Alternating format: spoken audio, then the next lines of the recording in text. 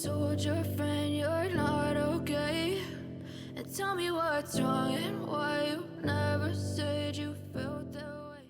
Hello everyone, Medieval here, and welcome to my Why Are Games Not Fun Anymore series. In this series, I am on a quest to find what games that you all find fun, because everyone has a different definition of what makes a game fun, right? Let me know what your favourites are, either in the comments below or in my Discord, where I have a specific channel just for this. Alternatively, you can catch me live on Twitch. The links are all in the description below. Each week, I plan on playing a new game which will come from all of your suggestions and be decided upon by adding them all to a spin wheel. Whatever the wheel lands on, we will play that following week. So without further ado, let's have a look at what we had this week. Welcome to week 5 everyone. This week we played a game called Destiny 2, and this was suggested to us by our good friend G-String19. The Destiny franchise is massive and would take me weeks to best explain everything about the game. But I will do my best to get as much info scrunched into what little time we have here. And to do that, we have to go back to the original Destiny, releasing all the way back 2014. You start the game off, well, dead actually. You are revived and brought back to life by a ghost companion who has spent his entire life trying to find you, and explains that you are to take on the role of Guardian and protect Earth's last surviving safe city. You are also tasked with reviving and subsequently protecting the Traveller, a celestial being that brings with it the power of light. You wield this light to fend off any alien invaders, of which there are many. We have the Fallen, pirate invaders looking to pick the Earth clean of whatever remains that it has. The Hive, also known as the Krill, are anthropod-like aliens. It always felt to me like these guys were the dark against your light. The Cabal Empire, a strong military-based species, they are my personal favourite. They come to conquer. The Vex, cyber-organic machines looking to confer anything and everything that would make them stronger. These are the main 4, but there are some others, which are basically modified versions. We have the Taken, beings of all races that have been bent against their will and modified into something completely different, by Oryx, the Taken King, who happens to be of Hive descent himself.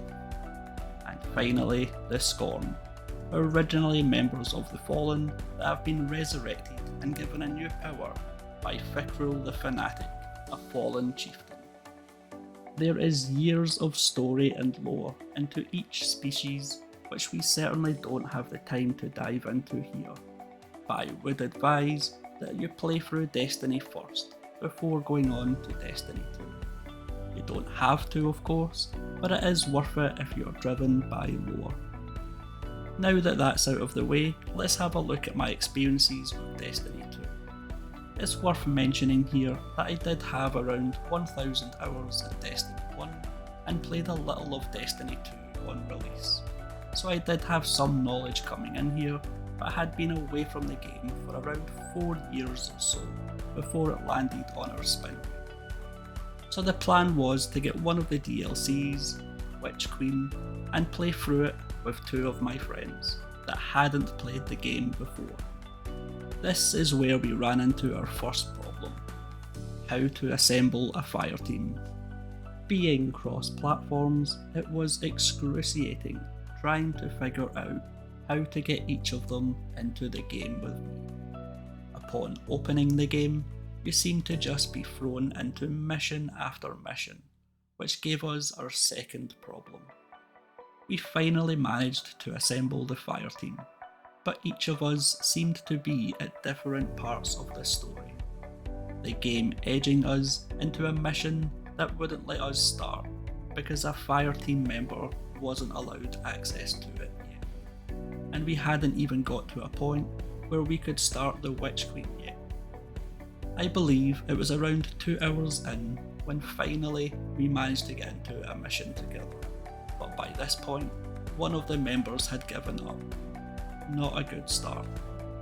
However, after abandoning the DLC, abandoning all care for story and lore, and just throwing ourselves into strike missions, you start to see why people play this game.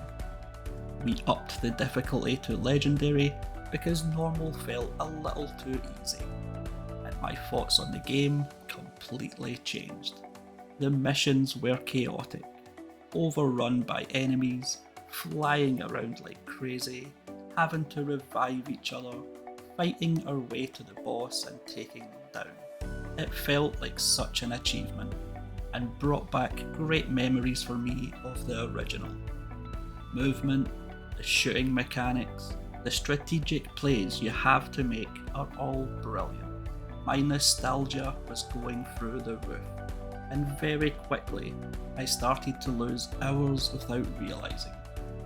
The game also offers some PvP as well, for all you PvP lovers out there. I didn't go into it at all here, but from what I remember from before, it was really good, offering team deathmatch, capturing the zone style games on various different maps. Now I'm not gonna lie, this one was a tough one to score. Even now, I'm changing my mind slightly and finding a number difficult to settle on.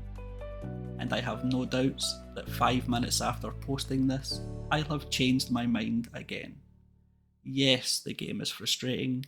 It's difficult to know where you are and where you're meant to be going. Does this mission tie into that mission? What story am I taking part in here?